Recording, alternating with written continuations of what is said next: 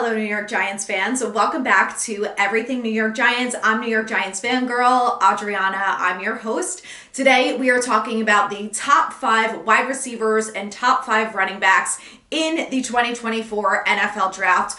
Both positions that are very possible that the Giants are going to go after as we wait to see what is going to happen with running back Saquon Barkley. So let's get right into it. It's going to be a shorter episode today. Just want to go through these guys so you can get familiar with them and be prepared that if the Giants draft any one of them, you know who to be excited about. And I honestly think that any of these guys are going to be good options for this New York Giants team. So you guys all know Marvin Harrison Jr. If you don't, where have you been? Stop living under your rock. Although, honestly, I don't blame you for doing that. So, Marvin Harrison Jr., obviously Ohio State University wide receiver. He's projected to go off the board at number 2. Could go number 1 to the Bears. You never know. Stranger things have happened. He's 6'4", 205 pounds, and 21 years old. Now, he has had quite a successful career at Ohio State, which obviously is why he's being touted so high. So, let's talk stats real quick. 155 receptions for 2,613 yards, 31 touchdowns, and he had 2 1,000 plus receiving yard seasons. So again, a guy that's coming out that everyone's really excited about. So the best way to explain him is, first of all, Marvin Harrison Sr. is his dad, who was a Colts legend, who was 4 inches shorter and 20 pounds lighter. So imagine Marvin Harrison Sr., the way they're talking about Marvin Harrison Jr. is he's basically him on steroids. So sounds like a pretty good option if you ask me. His technique is well beyond his years. He has elite body control, reliable hands, and wide receiver 1 athletic ability. And I know that all of us as just Giants fans are begging for a wide receiver 1. So listen, he's probably not going to make it to us at 6. Again, you never know what happens with the draft, but I think that we all agree that he would be our number 1 wide receiver prospect coming out of this draft. And if we had our choice, that's who he would pick. Next up, let's talk about LSU wide receiver Malik Nabers. Again, a guy that everyone has heard a ton about. He's ranked number 4 on PFF's total board of draft picks for the 2024 draft. He's 6 feet tall, 201 pounds, and only 20 years old. Nabers moves differently than his peers. His body control and route running potential are already good enough to stand out in the pros. You can't say that about a lot of players.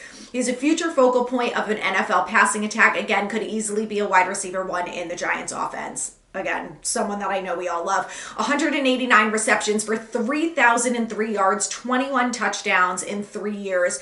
And he also had 2 1,000 plus receiving yard years. So there is a possibility that he doesn't make it to 6.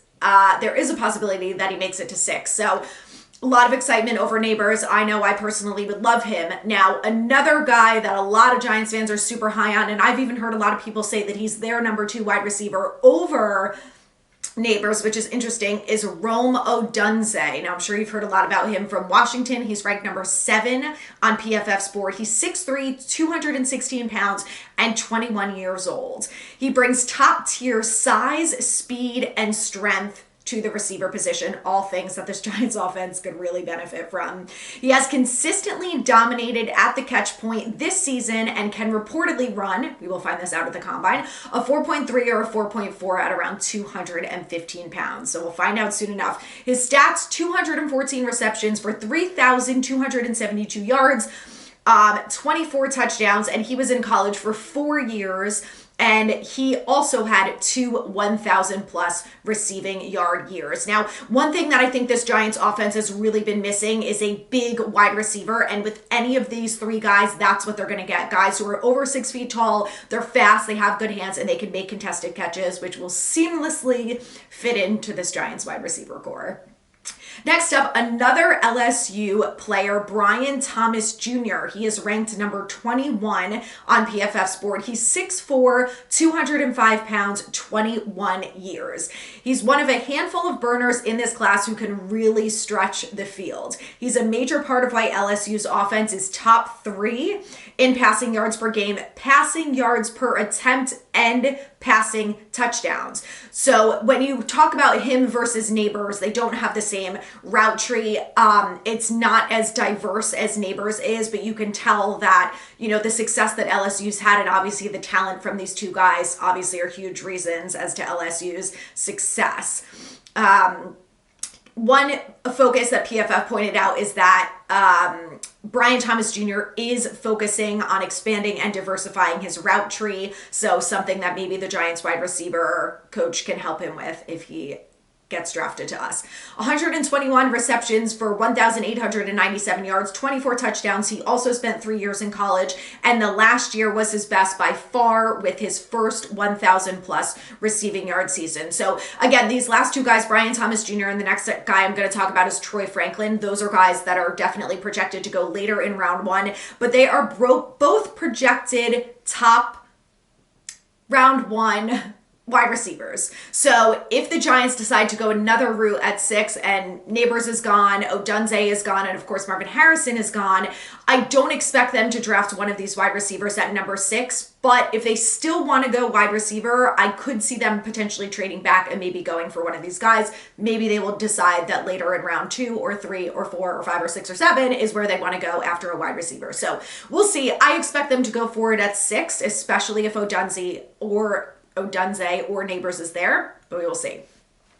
The last wide receiver we're going to talk about is Troy Franklin from Oregon. He is ranked 26 on this board. So again, round one target. He's 6'3", 187 pounds, 21 years old.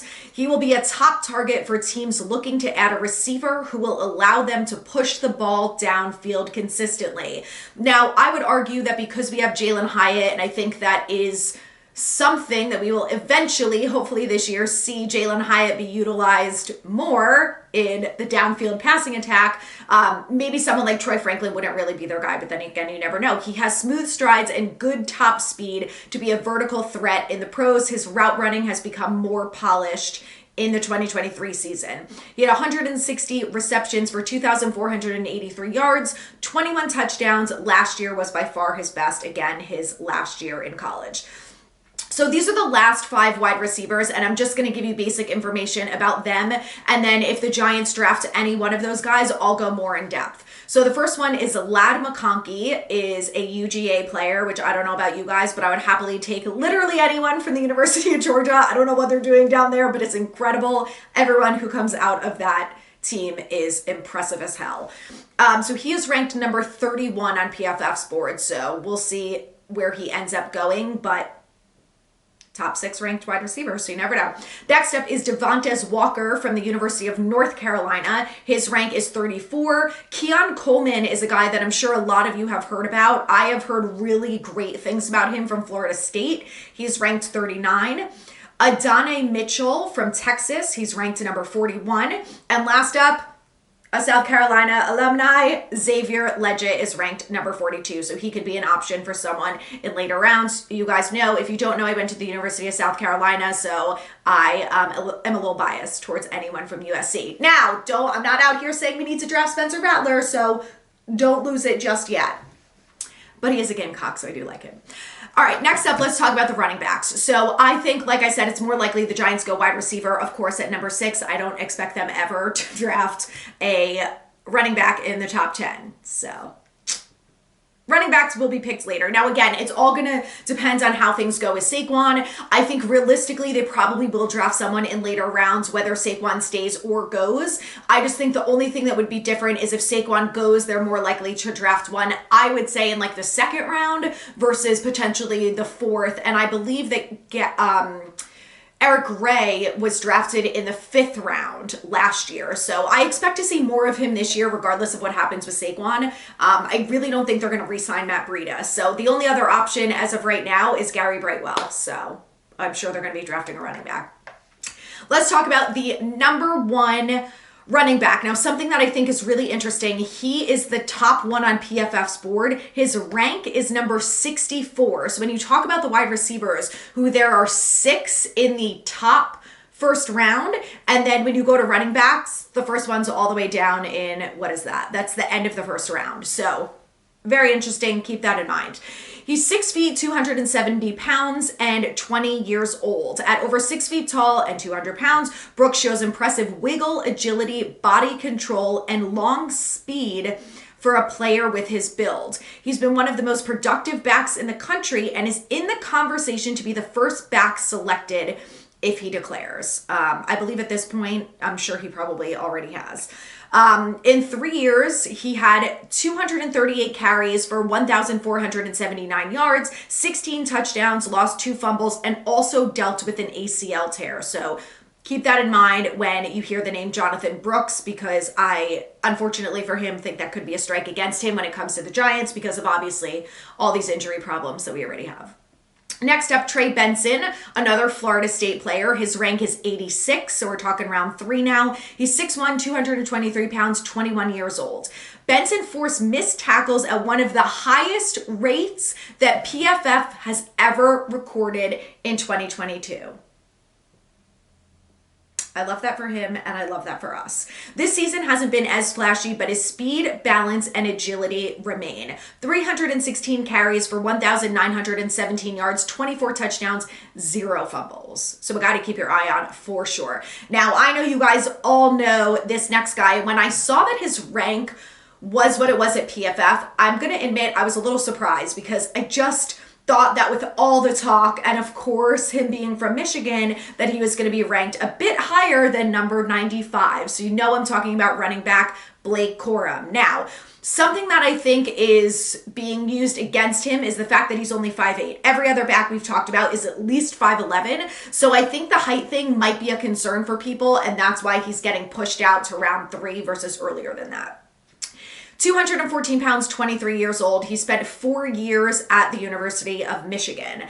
Vision is the most important trait for any back. We would probably all agree with that. We've seen it. Corum has it. He has elite contact balance. His size and stride length limits his long speed, but outside of that, he's the total package as a runner with good receiving skills too. So again, if Saquon is not here, I think Corum is a great option. Again, I think the height is probably a concern, but outside of that, I want you guys to listen to his stats for a second. 675 carries in 4 years. That is more than double every single back on this list. No question. 3,737 yards, okay? 675 carries over 4 years. 58 touchdowns, 0 fumbles. 0. That is insane. Absolutely insane. He had 2 1,000 plus rushing yard years. And I'm going to say that again because I want you guys all to understand something. He has been at Michigan for 4 years, okay? 675 carries. I will say this again. Why does anyone love JJ McCarthy? The running back did all the work. All the work. And he's not only the good back coming out of Michigan. There is another one. I don't know his name because I know Corum got most of the carries. The Michigan run game was insane. So again, everyone with your JJ McCarthy BS, spew it elsewhere because I'm not buying it. Let's talk about Bucky Irving from Oregon. He's ranked 103. He's 5'10", 194 pounds, 21 years old. So he earned back-to-back 90-plus rushing grades to finish his college career. A guy who the last 2 years of his career were obviously better than the beginning. That happens with most of them. In 2023, his rank was 90.8, good for 3rd best mark in the Pac-12. He's averaged at least 3.9 yards after contact per attempt. Something that I get. Again, the Giants as a whole have really been missing out on yak yardage, but when I hear stuff like that, and then you hear that there are other backs coming out who are good at missing tackles, you know, stuff like that, I'm like, that's what we're missing. Desperately. He's forced at least 63 missed tackles in each of the past 2 seasons. So it's just wild to me. Like, I know when you're talking about the draft as a whole, there's so many obviously very talented players, but he's ranked number 103 on PFF's board. And that is just wild to me because this guy sounds like he's an absolute beast. 475 carries for 2,371 yards, 20 touchdowns, 0 fumbles, 2 1,000 plus rushing yard years. Last up is a Notre Dame back, Someone told me how to pronounce his name. I think it's Audric Estime. Coming out of Notre Dame, he's ranked 106. He's 5'11", 227 pounds, and 20 years old. He looks like an NFL back, says PFF. His hulking frame makes you think he's just a bruiser, but he has surprisingly quick feet for missed tackles and good explosiveness to convert speed to power in the form of yards after contact. I'll say it again, yak yardage. We desperately need it. We desperately need it from our backs and our receivers. His 94 PFF rushing grade was the best in the football season this past year. His 0.30 missed tackles forced per attempt is a very high mark for a player of his size. And again, he's 5'11". 373 carries for 2,321 yards, 29 touchdowns, 0 fumbles, and only 1 out of the 3 years that he was there won 1,000 plus rush yard years. So out of all of those guys, I feel like there are a lot of really good options for the Giants. And again, when it comes to wide receiver or running back, obviously we don't know where they're going to go. We don't know what's going to happen with Saquon yet. I do believe that once free agency has come to a close, it will give us all a better idea of what the Giants are thinking in the draft, especially at that 6th overall pick, whether it's going to be a tackle, a wide receiver, or Brock Bowers. I think if they go tight end, there's no other option. It's Brock Bowers only. So, and, I think at 6, the quarterback is probably going to be out of the question. So will they trade back, end of round 1, get a quarterback, wait for round 2? I don't know. It's all going to be very interesting. So thank you guys so much for listening. If you like the podcast, please rate, review, subscribe on YouTube, share with your friends. If you have other Giants fans, please send it their way. And listen, it's going to be an exciting offseason. We got a lot more to come, and stay tuned because I'm going to have some good guests coming up for you guys. So I want as many people to hear it because I know that as Giants fans, you're going to love it. So thanks for listening. I will be back next week.